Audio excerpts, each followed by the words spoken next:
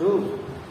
कह रहा है फिलहाल कि ये बताइए कि अगर आपको मैंने दिया यहाँ पर z minus iota divide by z plus iota modulus के साथ स्क्वायर मॉडुलस दिया हुआ है, ये अगर ग्रेटर देन इक्वल टू 2 है तो आप हमें ये बताओ कि ये जो z है वो किस चीज का फिगर को रिप्रेजेंट कर रहा होगा, किस ज्योमेट्रिकल फिगर को रिप्रेजेंट कर रहा होगा। अच्छा सर, तो एक काम करता हूं ना मैं, मॉडुलस ब्रेक करने की कोशिश करता हूं। मॉडुलस ब्रेक भी कर सकता हूं और ऐसे भी काम कर सकते हैं, जैसे आप चाहो वैसे भी कर सकते हैं। मतलब मॉडुलस ब्रेक करने के लिए आप ऐसा कर सकते हो क्या, कैसा वाला सर, तो डिवाइड में मॉडुलस अलग अलग होता है। हाँ सर कर सकता हूं। या फिर सर कंजुगेट से अंदर मल्टीप्लाई डिवाइड कर सकता हूं, या फिर sir squaring on both side वो भी कर सकता हूं। चलो सबसे आसान काम करते हैं, squaring on both side. Squaring मैंने लगा दिया दोनों तरफ में मेरे लाल, यहां से आना z माइनस आयोटा का मॉडुलस का स्क्वायर। देखो मॉडुलस को मैंने अलग अलग भी कर दिया, z प्लस आयोटा के मॉडुलस का स्क्वायर ग्रेटर इक्वल टू कितना 2 डिवाइड बाय मॉडुलस अलग अलग होता है 2 का स्क्वायर बनेगा। Yes sir. अच्छा मैं क्या करूं तो फटाफट में क्या करता हूं, फटाफट में एक कंसेप्ट क्लास आप पढ़े होंगे मेरे लाल मेरे प्यारे बच्चों कि z और z के कंजुगेट को मल्टीप्लाई करते हो तो मॉडुलस ऑफ z का स्क्वायर देता है। हाँ सर, इसका मतलब सर मैं इसको ऐसे लिख सकता हूं क्या, इसको लिख सकता हूं z minus iota into z minus iota का कंजुगेट। बिल्कुल बढ़िया से लिख सकते, क्यों लिख सकते हैं। नीचे वाले के साथ में कर सकता हूं क्या वैसा, हाँ sir z plus iota into z plus iota का कंजुगेट एकदम बढ़िया से लिख सकता हूं ग्रेटर इक्वल टू 4। ठीक है सर। अब ऐसा कर लो कि इसका कंजुगेट जो है लगा दो, z माइनस आयोटा है, इसका z का कंजुगेट आयोटा माइनस वाला तो प्लस बना देगा। नीचे वाला जो है जीव जंतु उसको इस साइड ले लेते, इस साइड नीचे से इस साइड ले आओ। इस ग्रेटर इक्वल टू 4 इंटू आपने यहां पर z प्लस आयोटा कहा और z का कंजुगेट माइनस आयोटा कह दिया। कंजुगेट अलग किया z पर रह गया, आयोटा कंजुगेट माइनस आयोटा। हाँ जी सर एकदम बढ़िया सब फर्स्ट क्लास चल रहा है जी सर। अब जल्दी से हम इसके आगे वाले स्टेप की ओर बढ़ते हैं। देखो जरा ये क्या चीज को रिप्रेजेंट कर रहा है सर, इसको मैं मल्टीप्लाई कर देता हूं तो z इंटू जेड का कंजुगेट फिर प्लस में क्या sir z iota, okay sir, फिर माइनस आयोटा से मल्टीप्लाई करने जा रहा हूं, आयोटा इंटू जेड का कंजुगेट। Yes sir. अच्छा सर ऐसा करूं मैं, ऐसा करूं फिर आयोटा स्क्वायर लगा देता हूं। ओके सर, हाँ जी सर ठीक है first class. Greater than equal to 4 into इधर भी वही हाल होगा z कंजुगेट। हाँ सर, फिर माइनस में z इंटू आयोटा का। ओके सर, आयोटा प्लस के साथ iota z conjugate. Yes sir, फिर माइनस माइनस आयोटा स्क्वायर हो गया, माइनस का आयोटा स्क्वायर। एकदम बढ़िया ठीक है फर्स्ट क्लास। अच्छा सर आप ये बताओ कि z इंटू जेड का कंजुगेट है। हाँ सर, बुद्धिमान बनोगे थोड़ा सा, बनता हूं सर, आप बोलोगे तो क्या नहीं बनूंगा। इसको इधर लेके चलता हूं, ठीक है, चाहे एक राउंड खेल लो, मल्टीप्लाई करो, z conjugate plus z iota minus में आयोटा z कंजुगेट अब प्लस हो जाएगा 1 is greater equal to 4 z conjugate minus में 4 z आयोटा फिर प्लस में 4 आयोटा z कंजुगेट। अब माइनस प्लस 1 है, ये 4 से मल्टीप्लाई करा प्लस का 4 हो गया। अब ऐसा करने से थोड़ी फायदा मिलेगी भैया, ये इस साइड गया। हाँ जी सर गया, भेज देता हूँ तो मैं यहां से बोल सकता हूं ये उस साइड गया तो बनेगा अपने पास 3z कंजुगेट। Yes sir. अब ये z आयोटा है, इधर भी z आयोटा है, ये माइनस का 4 है, ये 1 उस साइड जा रहा है तो माइनस का 5 बना दूंगा। यस, इसका मतलब मैं बोल दूंगा सर ये जाएगा उस साइड माइनस का 5z आयोटा हो जाएगा सर, और ये गया उस साइड तो ये हो जाएगा प्लस, उस साइड ये भी हो जाएगा प्लस का 5z iota, z iota conjugate. ठीक है ना सर? हाँ सर।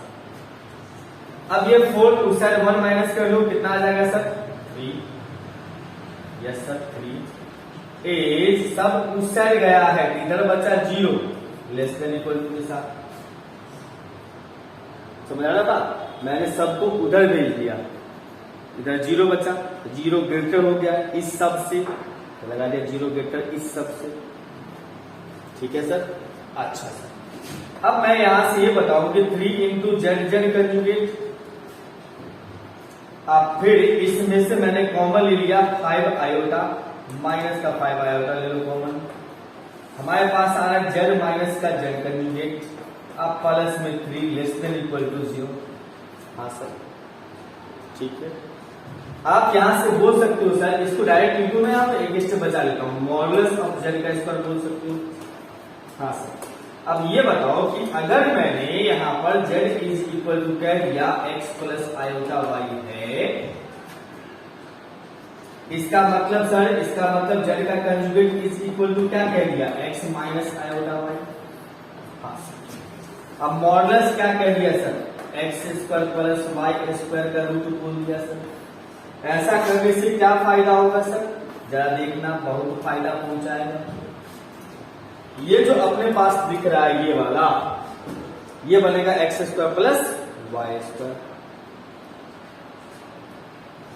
इसका मतलब सर मैं इसको बोलूंगा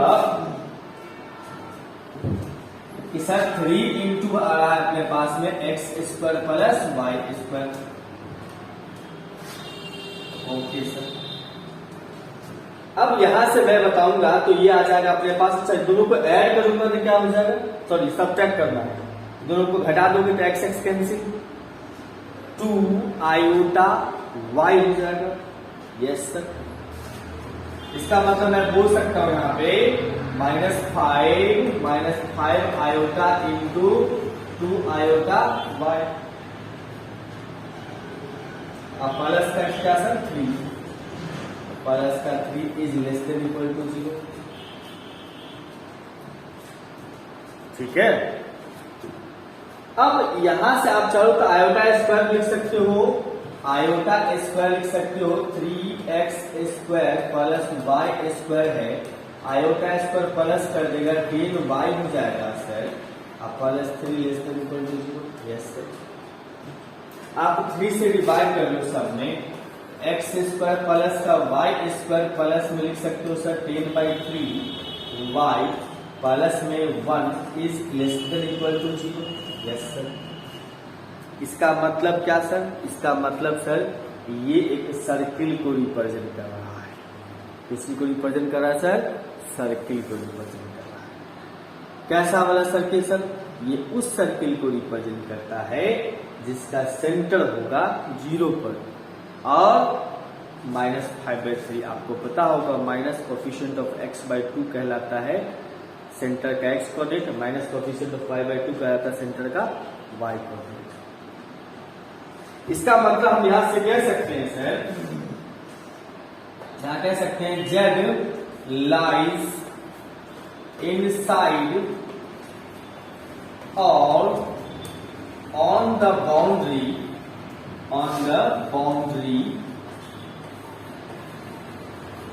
of circle having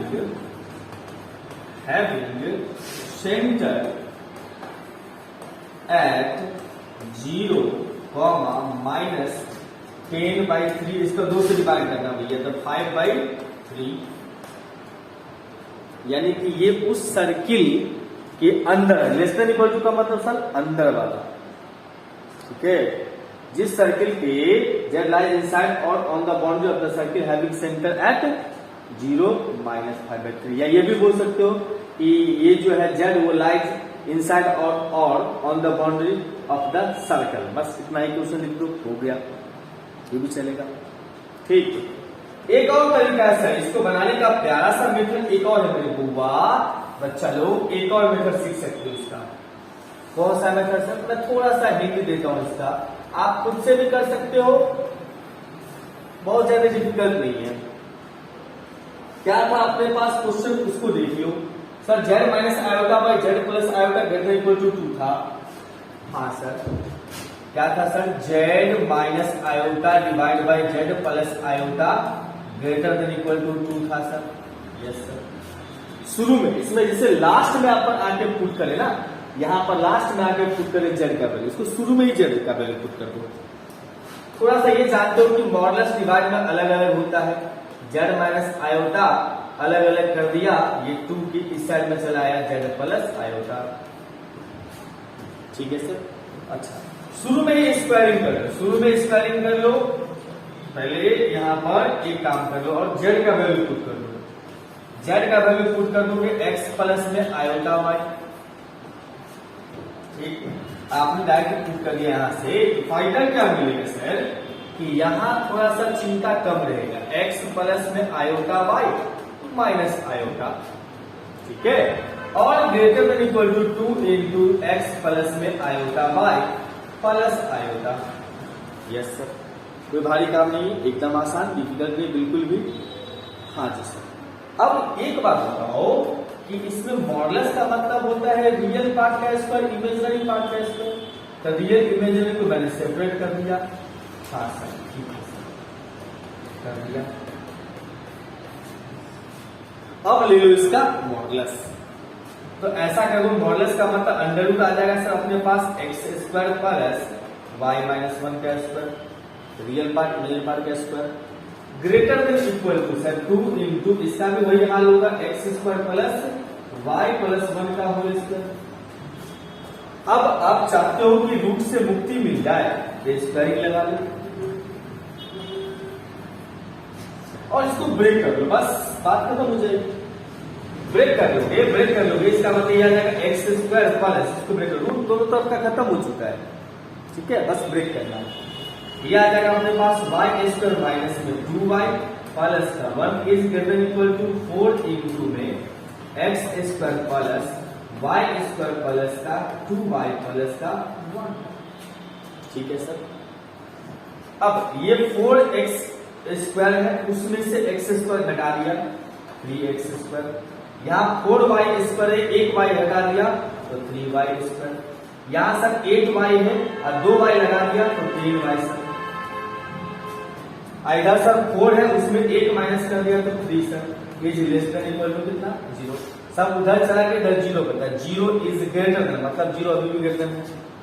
3 से डिवाइड लगा देता हूं मैं, तो एक्स स्क्वायर प्लस में वाई स्क्वायर प्लस में 10y 3y और प्लस में 1 is less than equal to 0। उम्मीद करता हूं आपको समझ आ गया होगा बात, क्योंकि ये दोनों इक्वेशन जो है ये दोनों सेम ही तो है। तो पूरा जो अभी थोड़ा देर पहले करा ये वाला मेथड, ये कंप्लीटली कॉम्प्लेक्स नंबर पे है, कॉम्प्लेक्स नंबर पे, मतलब कॉम्प्लेक्स में कंजुगेट सबका प्रॉपर्टी लगा के। ये है कौन सा सर? सिंपलेस्ट मेथड, अपना घरेलू मेथड। क्या मतलब? घरेलू उपचार। ये घरेलू उपचार है, समझ रहे हो मेरा? ये घरेलू उपचार है और ये कौन सा है? थोड़ा सा एक्सटेंडर वाला। बीमारी वही, इलाज वही, लेकिन दवाई अंग्रेजी। ये अंग्रेजी दवा है। अब दोनों में से जो पसंद हो, आपको घरेलू वाला अच्छा लगता हो, नानी माँ की दवा, तो नानी माँ वाला इस्तेमाल करें। नहीं चाचा जी वाला अभी नए जमाने वाला, तो ये भी इस्तेमाल कर सकते हैं। ठीक है भैया, चलिए नेक्स्ट आगे बढ़ते हैं। हाँ जी, अगला क्वेश्चन नंबर 13 पे आता है, show that the real and imaginary parts of an analytic function satisfy the Laplace equation. यहाँ प्यारा सा एक वर्ड आया है, लैपलेस इक्वेशन। उम्मीद करता हूं इसके बारे में जानते होंगे, नहीं तो मैं छोटा सा मैं कहानी करता हूं उसके बारे में। क्या समझना, अगर मान लो कि f x y दो वेरिएबल वाला फंक्शन है, एक फंक्शन है f x y दो वेरिएबल, f का नाम है कुछ और भी दे सकते, चलो मैं इसका नाम चेंज करके फाइल रखता हूं। क्या नाम है जैसा इसका? फाइल। ठीक है सर। फाइव फंक्शन है एक्स वाई का। अगर आपने ऐसा देखा कि इस फाइव का सेकंड ऑर्डर डेरिवेटिव एक्स के रिस्पेक्ट में और इसका सेकंड ऑर्डर डेरिवेटिव y के रिस्पेक्ट में, दोनों को ऐड करिए। अगर 0 आ रहा है या d2ϕ/dx² प्लस d2y/dy² 0 हो रहा है, इसका मतलब फाई लैप्लेस इक्वेशन या लैप्लेस डिफरेंशियल इक्वेशन को सेटिस्फाई करता है। मीन्स क्या सर? मीन्स ये बसल ये जो दिख रहा है ना आपको मेरा ये वाला, यही है अपना लैप्लेस इक्वेशन या लैप्लास इक्वेशन भी बोलते हैं कितने लोग, लैप्लेस इक्वेशन यही हमारा।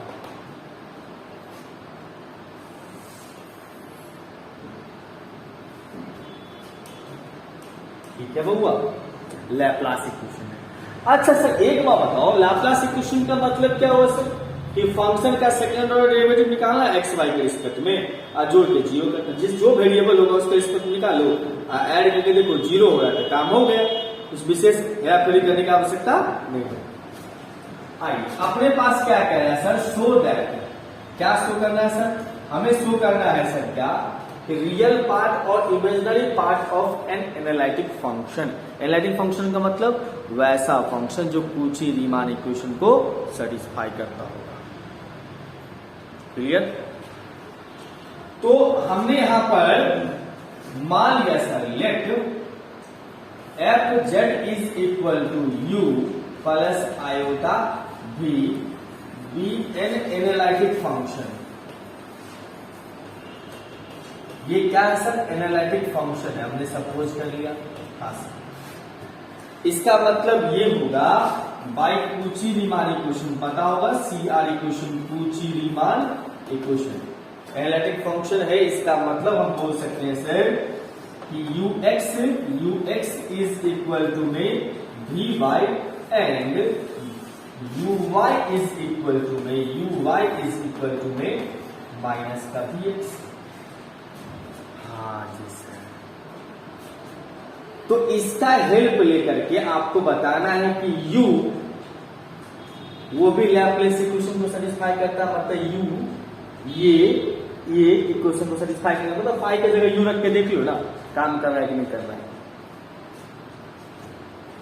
और v जो है इसका वो भी सेटिस्फाई करता है। ठीक है, आप इसका हेल्प ले सकते। ठीक है, तो पहले हम बात करते हैं रियल पार्ट के लिए। मैं यहां मेंशन नहीं कर देता हूं दोबारा कि अपन काम करने जा रहे हैं फर्स्टली किसके लिए? For real part.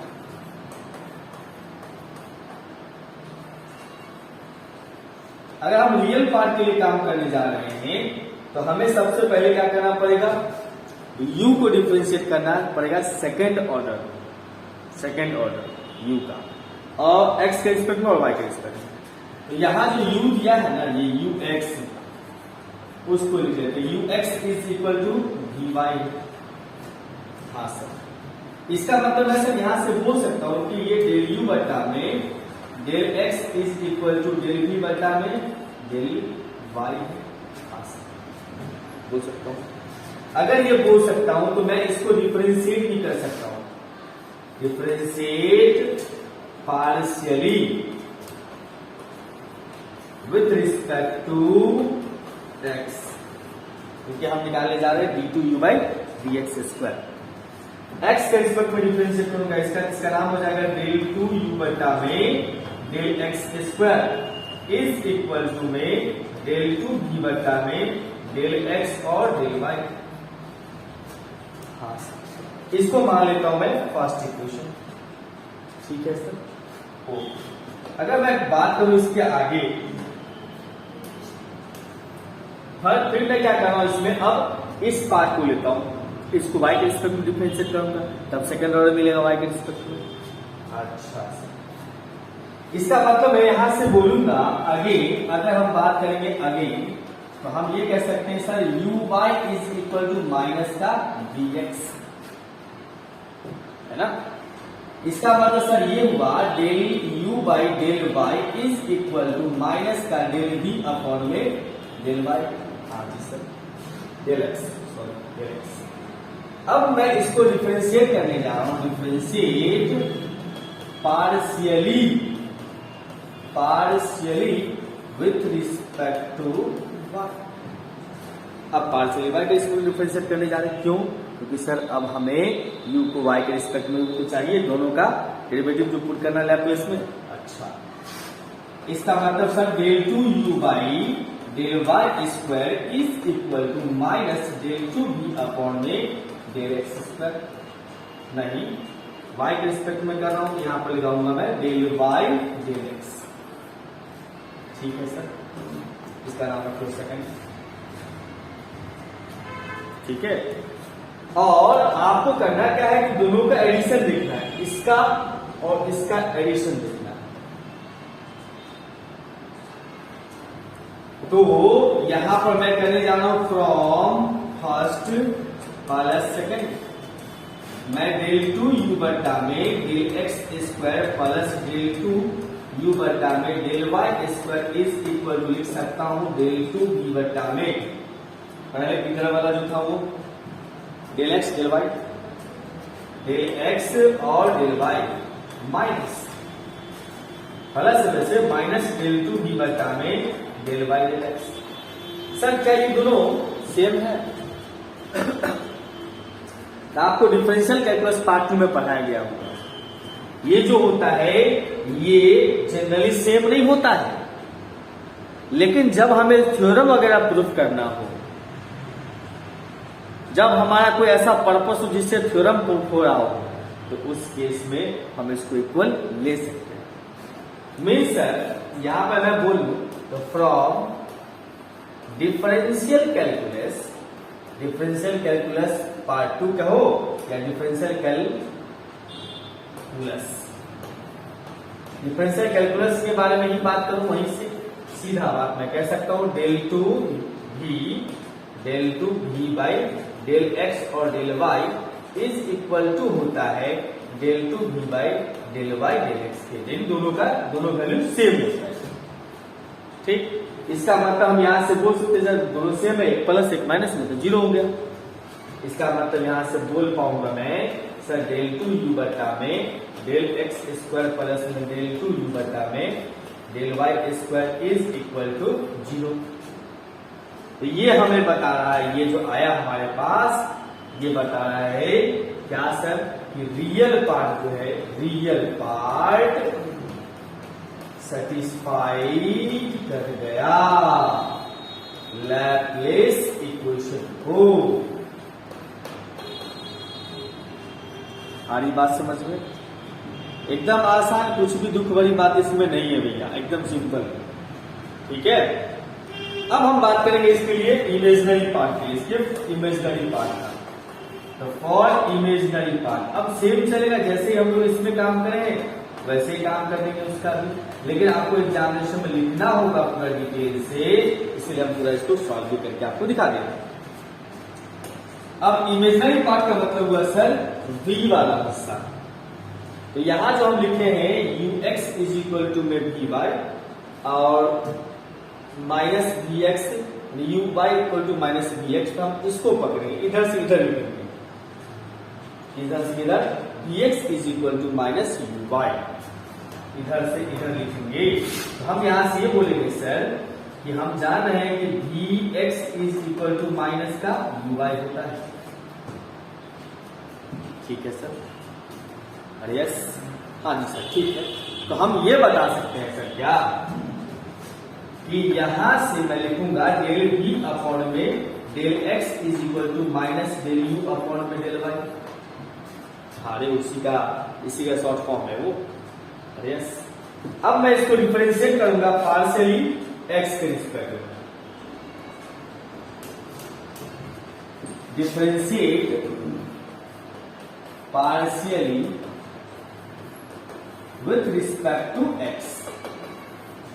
हाँ जी, तो अब आपका ये जो भाई साहब ये हो जाएगा del 2 v by del x square, इधर हो जाएगा del 2u by del x del y, del 2u del 2v by del x square बराबर to sir minus del 2v upon में del x del y।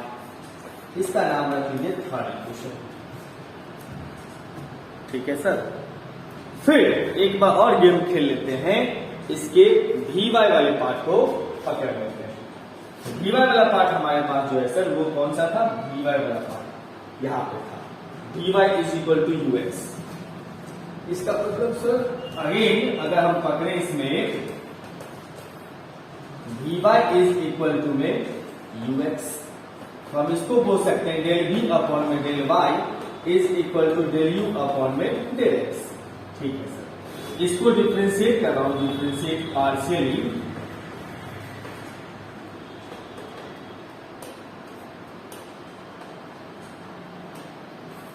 Differentiate partially with respect to y. इसका मतलब मैं यहां से बोल सकता हूं कि del two V by del Y square is equal to minus नहीं plus del two U by del Y और डेल एक्स। इसका नाम रख लो चौथा इक्वेशन। ठीक है, फिर से वही बात डिफरेंशियल कैलकुलस के हिसाब से, ये वाई के रिस्पेक्ट में है, पहले एक्स के रिस्पेक्ट में फिर वाई के रिस्पेक्ट में है, या वाई के एक्स में दोनों फिर भी सेम रहेगा। अरे बाबा ये क्या कर दिया मैंने, इधर में यू होना है, एक सेकंड भाई, इधर में यू लिखना है, यहाँ पे यू है, सॉरी। हाँ जी, तो हमने क्या कर दिया भैया, फ्रॉम थर्ड इक्वेशन अब प्लस में फोर्थ इक्वेशन, तो रिजल्ट क्या होने वाला है sir, del two V by del X square plus में del two V by del Y square is equal to 0। तो ये हमें बता रहा है, अब यहाँ पर दोबारा लिखने की आवश्यकता नहीं है, फ्रॉम डिफरेंशियल कैलकुलस ये दोनों सेम होता है, ये हो गया। बस यहाँ लिखना है कि इमेजनरी पार्ट में, ये इमेजनरी पार्ट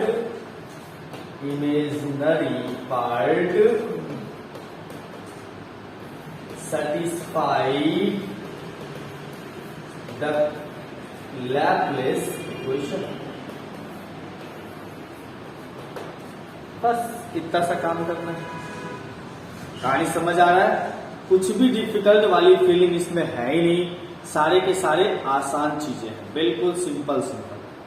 अच्छा चलिए भाई, क्वेश्चन नंबर 14 की ओर कह रहा है कि एफ जेड अगर एनालिटिक फंक्शन है विद कांस्टेंट मॉडुलस, तो प्रूफ करिए दैट इट इज कांस्टेंट। मतलब अगर एफ जेड एनालिटिक फंक्शन है, मतलब कुछ ही रीमान इक्वेशन को सेटिस्फाई अगर कर रहा है, तो आपको प्रूफ करना है कि वो फंक्शन खुद भी क्या हो। अच्छा, साथ में उसका मॉडुलस जो है, मॉडुलस कांस्टेंट है, तो आपको प्रूफ करना है कि कुछ ही रीमान इक्वेशन जो है, सॉरी वो फंक्शन जो है वो कांस्टेंट होगा। ध्यान से सुनना, एफ जेड अगर एनालिटिक है मतलब वो कुछ ही रीमान इक्वेशन सेटिस्फाई करता है और उसका मॉडुलस कांस्टेंट है, तो आपको प्रूफ करना है कि वो फंक्शन भी कांस्टेंट होगा।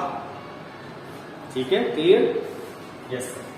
अब जब बात क्लियर हो गई है तो हम लोग यहाँ पर क्या करें सर, फंक्शन मान लें, let f z be an analytic function. F z का वैल्यू ले लो, एफ जेड का वैल्यू ले लिया मैंने यू प्लस में iota be an analytic function, be an analytic function. अगर सर ये एनालिटिक फंक्शन है, इसका मतलब कुछ ही रीमान इक्वेशन को सेटिस्फाई करता होगा। देयरफॉर मैं बोल सकता हूं बाय कुची रीमान इक्वेशन, क्या बोल सकता हूं सर, कि यू एक्स बराबर वी वाई, यू एक्स बराबर वी वाई, यू एक्स बराबर minus V, sorry U X बराबर V Y and U Y equal to minus V X. U X is equal to में V Y plus में and U I equal to minus का V X. ठीक है sir, ये है मेरे पास। आप इसको ऐसे भी लिख सकते हो, कैसे सर, तो del you by del x बराबर टू साइड में डेल वी अपॉन में del y and del u बटा में del y is equal to minus del v upon में डेल एक्स। अब क्वेश्चन ये कह रहा था कि फंक्शन का मॉडुलस क्या है सर, कांस्टेंट है। अच्छा, इसका मतलब सर ऐसा बोल रहा है क्या? अब ये क्वेश्चन नया चीज बोल दिया है कि इसका मॉडुलस कांस्टेंट है, यानी कि यहां पर बोल रहा है मॉडुलस ऑफ एफजेड जो है वो क्या है सर? कांस्टेंट। हाँ सर, अगर ये कांस्टेंट है इसका मतलब मैं यहां से ये बोल सकता हूं कि एफ जेड का मॉडुलस मतलब हुआ root under sir U square plus B square. हाँ sir, U square plus B square, ये कोई कांस्टेंट फिर होता होगा, कांस्टेंट का नाम किया रखा हूं मैं यहाँ पे। अच्छा, मीन्स सर ऐसा बोल सकता हूं क्या? यू स्क्वायर प्लस में B square is equal to a square. हाँ सर, अब हमें दिखाना है कि u और v कांस्टेंट है, क्योंकि u और v कांस्टेंट होगा तो फंक्शन भी कांस्टेंट हो जाएगा। तो इसको हम डिफरेंशिएट कर लेते हैं, एक बार x में एक बार y में, ताकि हम इसका कुछ उसमें हेल्प ले सकें। तो इसको डिफरेंशिएट करने जा रहा हूं, differentiate partially with respect to x and y। पहले x में कर लेता हूं, ठीक है, फिर y के बाद में कर लेता हूं। इसका नाम रख लेता हूं फर्स्ट, यानी I will not differentiate first partially with respect to x। चल, यहां पर से मैं कहूंगा यहां पर 2u आएगा, साथ में del u by del x होता है, प्लस में 2v होगा, साथ में del v by del x होगा, और उधर कांस्टेंट के है 0 हो जाएगा। दो हटा दो तो मैं लिख सकता हूं यहां पर से u इंटू डेल u बटा में डेल x। पहले अगर हमें u को प्रूफ करना है, u को तो ऐसा करना है कि भैया u वाला को रखना है, v वाले को हटा दो।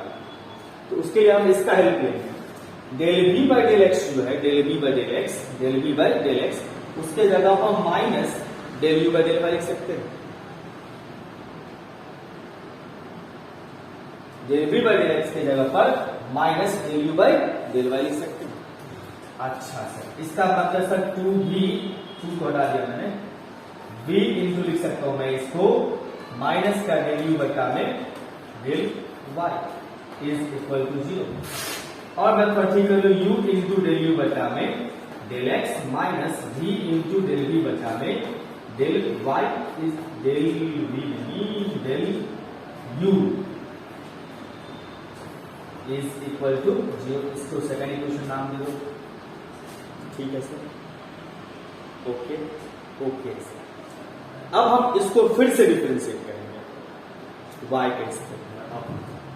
अब हम डिफरेंशिएट करेंगे इसको पार्शियली y के रिस्पेक्ट में। अच्छा सर, इसका मतलब सर डिफरेंशिएट करने जा रहा हूं मैं, differentiate first partially with respect to y। अच्छा सर, तो इसका मतलब सर इसको y के रिस्पेक्ट में डिफरेंशिएट करूंगा तो 2u डेल u बट्टा del y, 2v del u बट्टा del v, sorry del v बट्टा डेल y। इसका मतलब सर यहां से मैं बोल सकता हूं 2u डेल u बट्टा में del y plus 2v del v बट्टा में del y is equal to 0।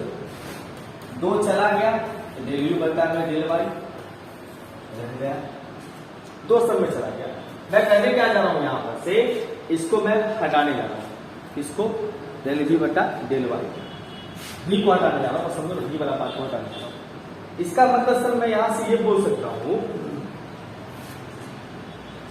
कि v वाले में डेल v बटा में डेल y का वैल्यू कितना आ रहा है sir? Del v upon del y का value del u by del x, del u by del x।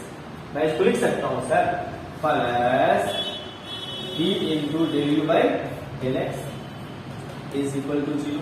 जरा शकल मिला लो इसका कैसा है, del u by del x पहले है, इसमें भी पहले कर लेता हूं।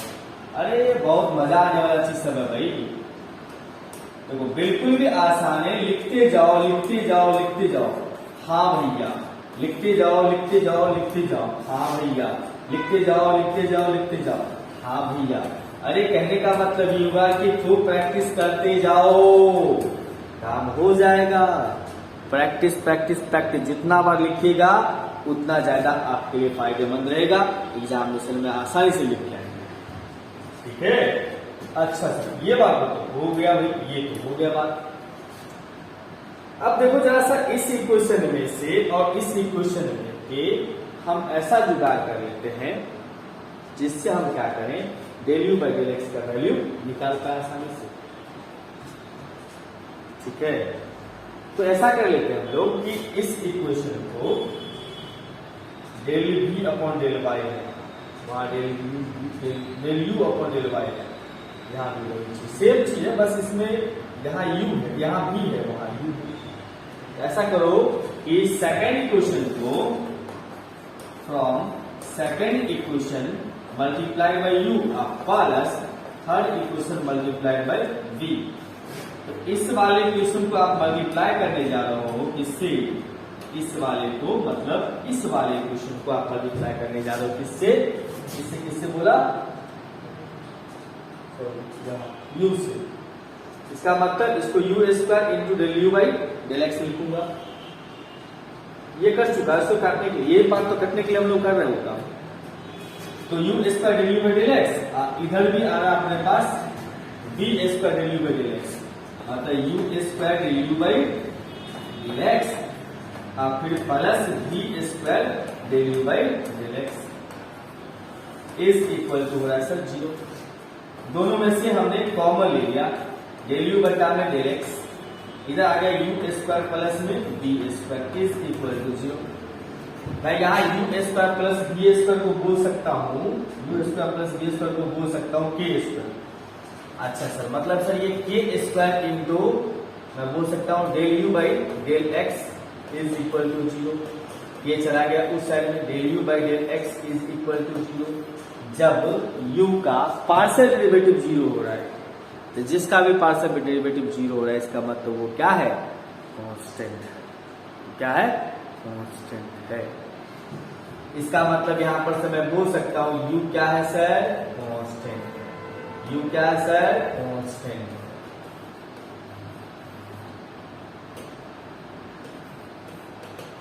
ठीक, अब अगेन हम लोग अब हम काम करते हैं v के लिए। तो देखो del you by del x का वैल्यू कितना आ गया सर, 0। तो del you by del x का वैल्यू अगर 0 आ गया है तो किसी एक में डाल दो, इसमें डाल दूंगा del you by del x का वैल्यू 0। अभी एक मिनट थोड़ा रुक जाओ, अभी नहीं बोलूंगा, अभी v वाला पार्ट u का x के रिस्पेक्ट में दिखाया हो ना, y के रिस्पेक्ट वाला भी तो देखना पड़ेगा। तो फ्रॉम हम बात कर लेते हैं थर्ड इक्वेशन की। थर्ड इक्वेशन में ये पार्ट हो गया 0, तो 0 plus u into del u बटा में डेल y का वैल्यू 0 है। इसका मतलब बोल सकता हूं डेल यू बटा में डेल y का वैल्यू कितना, 0। ठीक है, तो अब बोल सकते हैं यहां पर कि सर u क्या है, कांस्टेंट है। क्यों है कांस्टेंट, तो जब कभी आप u का डिफरेंशिएशन x में भी निकाल दे तब भी 0, y में निकाल दे रिस्पेक्ट में निकाल दे तब भी 0। इसका मतलब उसमें x वाला टर्म कोई है ही नहीं, x y वाले कोई भी टर्म है ही नहीं, इसका मतलब कांस्टेंट है। ठीक है सर, अब हम बात करने जा रहे हैं अगेन, जब आपने ये कह दिया कि del you by del x का वैल्यू 0 है, तो del you by del x का वैल्यू 0 यहाँ कुछ ही रीमान इक्वेशन क्या कर रहा था कि जब ये 0 है ये भी 0 होगा, जब ये 0 है ये भी 0 होगा, इसके जगह 0 लगा तो इसका वैल्यू भी 0 आ जाएगा। इसका मतलब यहां से कह सकते हैं सर अगेन बाई कुछ ही रीमान इक्वेशन, फिर से अगर हम इसको ले जाए कुछ ही रीमान इक्वेशन पर, CR इक्वेशन पर, तो आप क्या कर पाओगे सर CR इक्वेशन के हिसाब से, सर मैं ये कह सकता हूं कि del v by del x का वैल्यू 0 निकलेगा और डेल v बटा में डेल y का वैल्यू कितना निकलेगा, 0 निकलेगा सर। ठीक है, ठीक है सर। तो इसका मतलब यहां से ये बोल सकते हैं सर कि v क्या है, कांस्टेंट हुआ, क्योंकि इसका भी पार्शियल डेरिवेटिव x y के रिस्पेक्ट में दोनों 0 है, ये भी हो गया कांस्टेंट। अब जब u भी कांस्टेंट है v भी कांस्टेंट है तो यहाँ जो लिखा हुआ था एफ जेड बराबर u प्लस आयोटा v, अगर ये 2 लिखा हुआ v अगर 3 लिखा हुआ है तो 2 प्लस 3 आयोटा हुआ। इसका मतलब एफ जेड क्या है, खुद एक कांस्टेंट है। इसका मतलब मैं यहां पर से बोल दूंगा सर, जब u कांस्टेंट है v कांस्टेंट है, इसका मतलब है f z is equal to u plus iota v is also constant.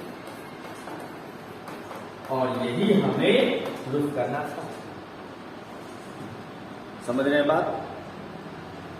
Yes. तो उम्मीद करता हूं कि आपको अच्छे से समझ में आ रहा होगा चीजें। आज हम क्वेश्चन नंबर 14 तक रखेंगे, फिर अगला वीडियो आपको कल मिल जाएगा। मैं रेगुलर वीडियो अपलोड करूंगा, ठीक है। कुछ बच्चे बहुत इच्छुक रहते हैं कि सर रेगुलर वीडियो दीजिए, क्योंकि हमारी एग्जामिनेशन का डेट कब आ जाए कोई ठीक नहीं। सच्चाई है, आपकी चिंता जायज है, ठीक है। हम भी आपके सहयोग में लगे हुए हैं। तो रेगुलर वीडियो हम अपलोड करेंगे आज से, और आज कल daily per day regular video जो हम अपलोड करने का कोशिश कर रहे हैं, ठीक। तो आज हम 14 क्वेश्चन तक रखेंगे, ठीक। मुलाकात करते हैं फिर अगले वीडियो सेशन में, जिसमें हम लोग आगे 15 से क्वेश्चन कंटिन्यू करेंगे और 2 वीडियो लेक्चर और करेंगे, ठीक है। लेक्चर 6 और लेक्चर 7, इसमें कॉम्प्लेक्स एनालिसिस अपना कंप्लीट खत्म हो जाएगा। मतलब 7 लेक्चर में आपका कंप्लीट कॉम्प्लेक्स एनालिसिस हो जाएगा। और इतने सारे क्वेश्चन अगर आप कर लोगे तो 4 क्वेश्चन आता है कॉम्प्लेक्स एनालिसिस से, मेरे लाल 3 क्वेश्चन का अटेम्प्ट जरूर कर लोगे, ये मेरा वादा है। अगर आप अच्छे से प्रैक्टिस कर लो इतना क्वेश्चन को तो, और एक आध 2 क्वेश्चन जो सिमिलर क्वेश्चन सब है उस सब पर भी हाथ पर मार लीजिए क्वेश्चन बैंक का, तो और बेस्ट। क्वेश्चन बैंक अगर चाहिए, इसका पीडीएफ नोट्स चाहिए, तो हमारा ऐप डाउनलोड कर लीजिए, हमारा ऐप डाउनलोड कर लीजिए। और ऐप पर आपको ये सब चीजें फ्री में प्रोवाइड की जा रही है। हमारा ऐप है ठाकुर सर मैथ्स। इस ऐप पर आइए, आपको क्वेश्चन बैंक चाहिए वो भी मिल जाएगा। क्वेश्चन बैंक फ्री में मिल जाएगा आपको 2011 से लेकर 2021 तक। मेरा कुल मिलाकर मैं बात करूं तो 11 साल का क्वेश्चन मैं दे रहा हूं आपको। 11 साल के क्वेश्चन में से अगर आप 70% क्वेश्चन को भी बढ़िया से पकड़ लो तो आपके 3 क्वेश्चन कम से कम बनेंगे, अगर आपका किस्मत बहुत अच्छा रहा, चारों क्वेश्चन ठोक दिया होगा, ठीक है। तो अगर इसका पीडीएफ नोट्स चाहिए या क्वेश्चन बैंक चाहिए आपको, तो हमारा ऐप डाउनलोड कर लीजिए। वहां पर आपको किसी भी कोर्स में जाएंगे, किसी भी कोर्स में जाएंगे, पार्ट 3 के कोई भी बुक के कोर्स में जाएंगे, वहां क्वेश्चन बैंक आपको उपलब्ध मिलेगा। कॉम्प्लेक्स एनालिसिस में जाएंगे, कॉम्प्लेक्स एनालिसिस में मिलेगा उपलब्ध। तो वहां से आप डाउनलोड करके अपने प्रिपरेशन को और मजबूती दे सकते हैं। तो मुलाकात करते हैं अगले वीडियो सेशन में। तब तक आप हमारे YouTube चैनल से बने रहें और सब्सक्राइब करना ना भूलें, और वीडियो से फायदा अगर पहुंच रहा हो तो लाइक करना भी ना भूलें। आज के लिए इतना ही, मुलाकात करते हैं अगले सेशन में। तब तक के लिए बाय बाय।